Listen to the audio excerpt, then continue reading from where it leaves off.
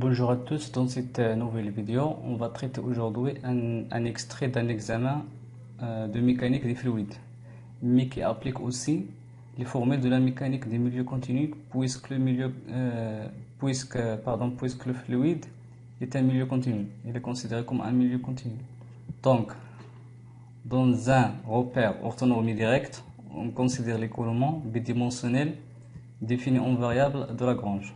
Donc ici vous avez, il est défini en variable de Lagrange, c'est un écoulement bidimensionnel, ça veut dire que la troisième composante est nulle. Donc il est dans le plan, il est bidimensionnel.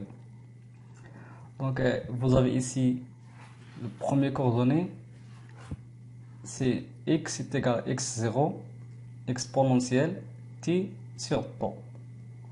Donc ces petites lettres représentent les variables de l'air, alors que les grandes lettres, elles représentent les variables de Lagrange. Et bien sûr, x0 et y0 sont deux constantes homogènes à une longueur. Et temps, il est homogène au temps, unité de temps. Pour que l'exponentielle soit sans unité, il faut que temps aille une grandeur de temps. Donc la première question, exprimer les composantes de la vitesse et de l'accélération en variable de Lagrange. Puis, exprimer les composantes de la vitesse et de l'accélération en variable de l'air. Troisièmement, est-ce que cet écoulement est permanent? Si oui, sinon, pourquoi? Justifiez votre réponse. Ce champ de vitesse est-il solénoïdal? Ça veut dire incompressible. Et encore, justifiez votre réponse. Cinquièmement, déterminer les équations de trajectoire de cet écoulement. Précisez alors leur nature. Donc, sixièmement, expliquer sans calcul. Donc, sans calcul, pourquoi les lignes de courant et les trajectoires sont identiques. Déterminer par calcul les équations des lignes de courant, commenter le résultat obtenu. Et finalement, on nous demande, sans faire de calcul, de représenter l'allure des lignes d'émission. Donc, voici donc les éléments de réponse. Avant de les découvrir, si vous souhaitez bien le résoudre, avant de voir la solution.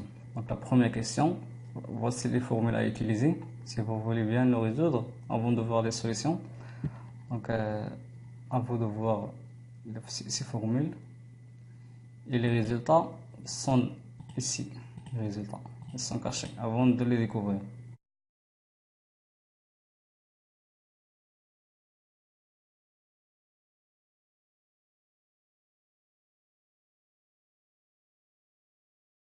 Donc, on commence par la première question, bien sûr. Exprimer les composantes de la vitesse et de l'accélération en variable de Lagrange. Donc, comme on avait dit dans une autre vidéo précédente, on a dit pour exprimer les composantes de la vitesse en variable de Lagrange, on dérive les composantes de la position par rapport au temps. C'est la dérivée partielle.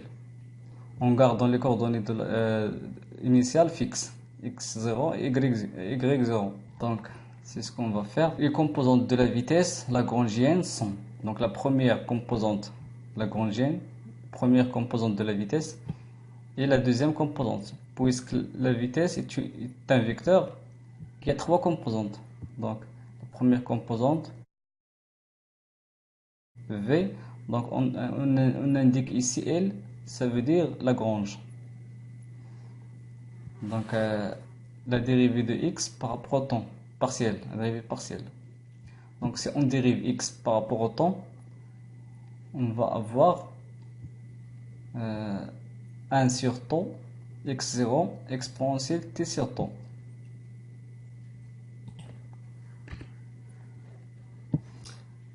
Donc, 1 sur temps, x0, exponentielle t sur temps. De même pour y, la même chose, mais cette fois-ci, on a moins t sur temps. Pardon, moins 1 sur temps. Donc, moins 1 sur temps fois y0 fois exponentielle moins t sur temps. Donc ça, c'est ce qui concerne les vitesses de Lagrange. Alors les composantes de l'accélération, c'est tout simplement la dérivée seconde, partielle par rapport au temps. Ou bien la dérivée la première dérivée partielle par rapport au temps de la vitesse. Donc si on dérive encore ça par rapport au temps, on aura 1 sur tau carré, bien sûr. Donc 1 sur tau au carré fois x0 exponentielle t sur temps. C'est donné ici. C'est la même chose, mais cette fois-ci, le moins avec le moins, il disparaît. Il devient plus. Donc maintenant, on passe aux composantes de la vitesse eulérienne. Donc ici, on a d de x par rapport au temps. C'est d droit. C'est la dérivée particulière. Ce n'est pas la même chose que pour Lagrange. Ici, on dérive par rapport au temps et on dérive par rapport à la position. Ce qu'on appelle la dérivée, la partie convective. Il y a la partie temporelle et la partie convective. Ce qu'on voit ici pour l'accélération. La dérivée par rapport au temps, ici. Et ici, on a la dérivée convective. La partie convective. La dérivée par rapport aux paramètres de la position. Si on voit ici cette expression de Lagrange, on peut en déduire celle de l'air. Si on voit ici, on a, je vais utiliser un crayon. Si on voit bien ici, on a bien un x de l'air, puisque ces coordonnées sont les coordonnées de l'air, les paramètres de l'air. Donc il faut l'utiliser dans la deuxième question. Donc ici, ça c'est x et ça, voilà, ça c'est y, juste ce qui est entouré. Donc on va avoir ici x sur tau et ici moins y sur tau.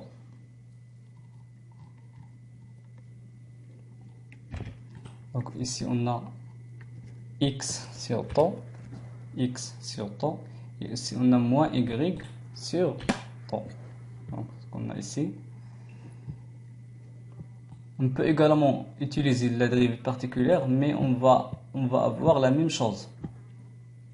Il suffit juste de remarquer que cette écriture de Lagrange, de cette expression, on peut déduire celle de l'air. Et la même chose pour l'accélération. Si on dérive ça par rapport au temps, puis par rapport aux positions, on va avoir. Donc ça, on commence par la dérivée temporelle. Donc u, elle ne dépend pas du temps. Donc ça c'est 0 déjà. Donc ça c'est 0. U, il ne dépend, oui, il dépend de x, mais il ne dépend pas de y. Donc u ne dépend pas de y et il ne dépend pas de z non plus. Donc ce qui reste c'est ça. Donc la dérivée par rapport à x, c'est 1 sur temps. Si vous avez remarqué ici, la dérivée de u par rapport à x, c'est 1 sur temps. Fois u elle-même, c'est 1 sur tau fois x sur tau, c'est x sur tau au carré. Donc ici, on va avoir x sur tau au carré. Donc c'est ce qu'on a. Ici, on avait utilisé la méthode précédente. On va remarquer ici l'accélération de Lagrange. On va en déduire. Donc ça, c'est x. Donc ça, c'est x. Et ça, c'est tau au carré. Donc x sur tau au carré. Donc on peut utiliser les deux méthodes. Donc la même chose pour gamma y. Donc ça, c'est l'accélération gamma. Ou bien a. Donc la même chose. Il ne dépend pas du temps. Il ne dépend pas V ne dépend pas de X, V ne dépend pas de Z, il dépend seulement de Y.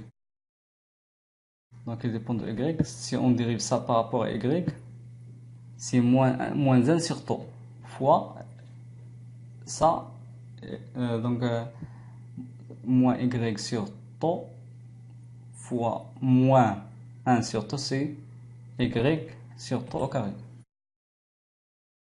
Oh non, ça il est une erreur. Y sur tau, c'est pas X. Donc il faut corriger ça. Y sur tau au carré.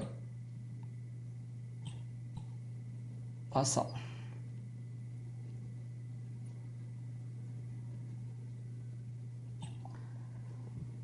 Parce que ici, V ne dépend pas du temps. V ne dépend, donc ça c'est V.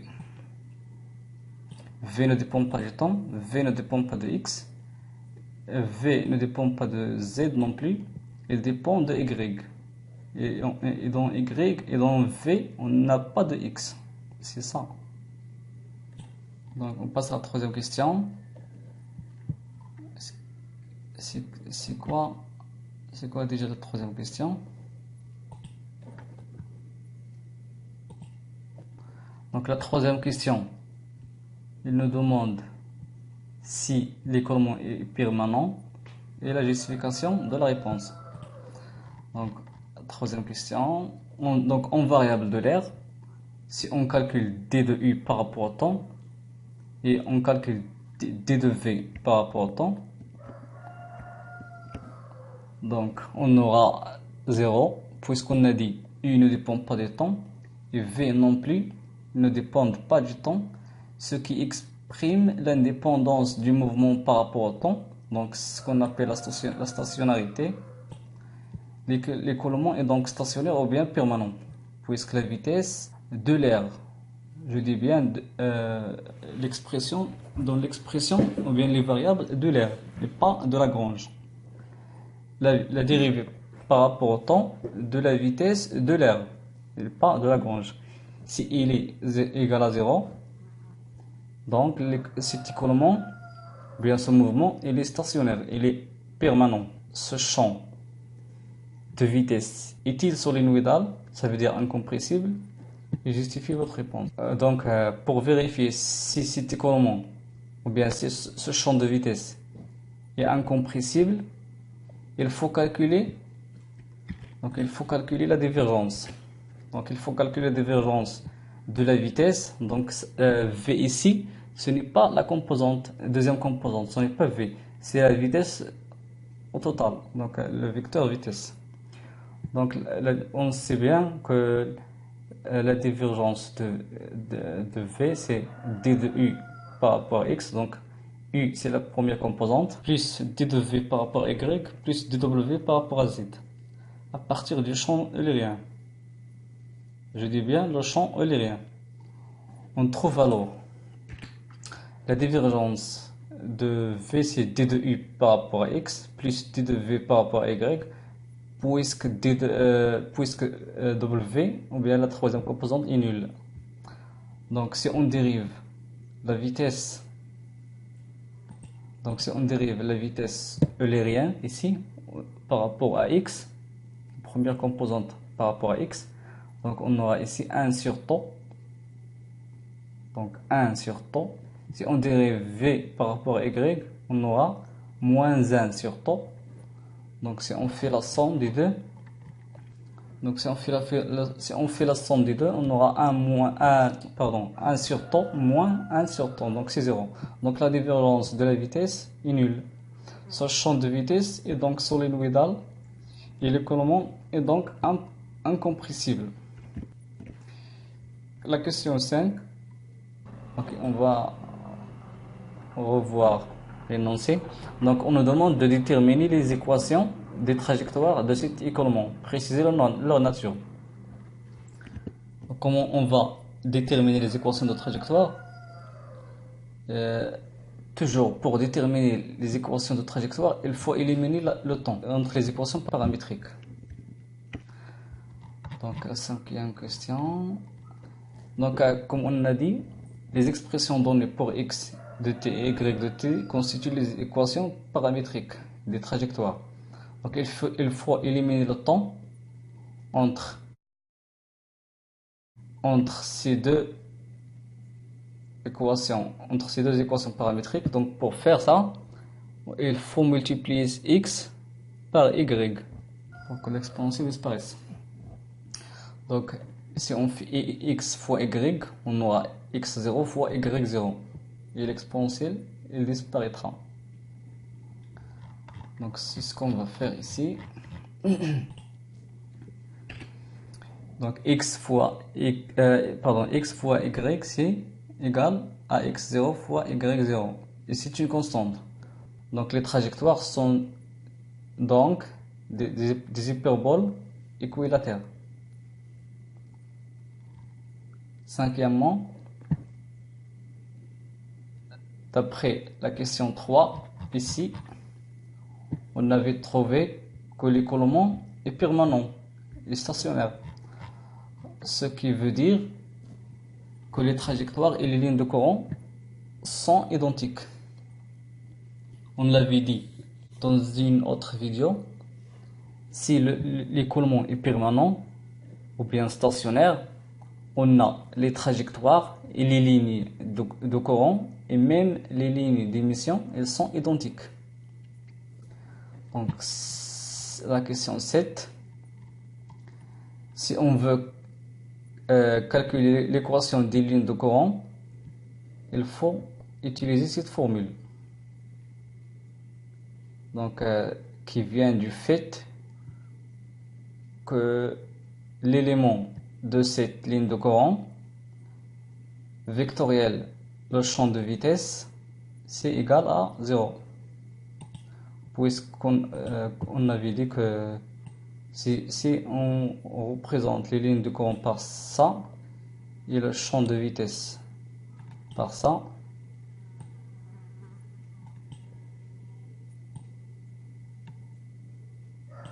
donc le champ de vitesse, doit être tangente en tout point de cette ligne, ce qui se traduit par ça. Donc si on fait ça, donc dx, donc u, donc on va voir, donc dx sur u c'est x en variable de l'air, u c'est x, v c'est y,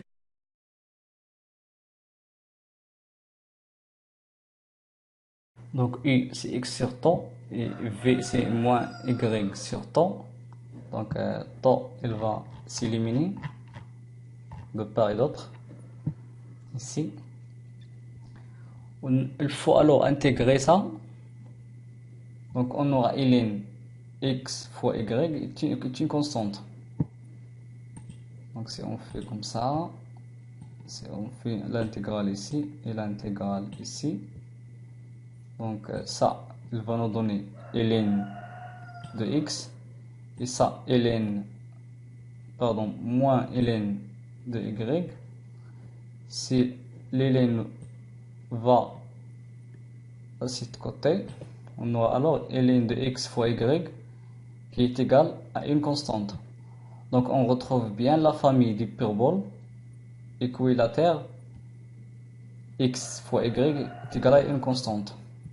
Donc ça, si ici on a ln de x fois y est une constante, donc x fois y est une constante. Puisque ln de x fois y est une constante, donc x fois y c'est une constante.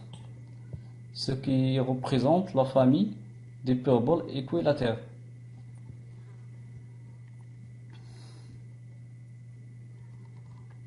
Donc la question 8, comme l'écoulement est permanent, comme on avait dit, comme l'écoulement est permanent, alors les lignes d'émission sont identiques aux trajectoires et aux lignes de courant. Donc ce sont des hyperboles équilatères. Et voilà l'allure des lignes d'émission. Ce sont des hyperboles équilatérales. Comme on dit toujours, si vous avez des questions, si vous avez des remarques, si vous avez des propositions, vous êtes les bienvenus. Et merci.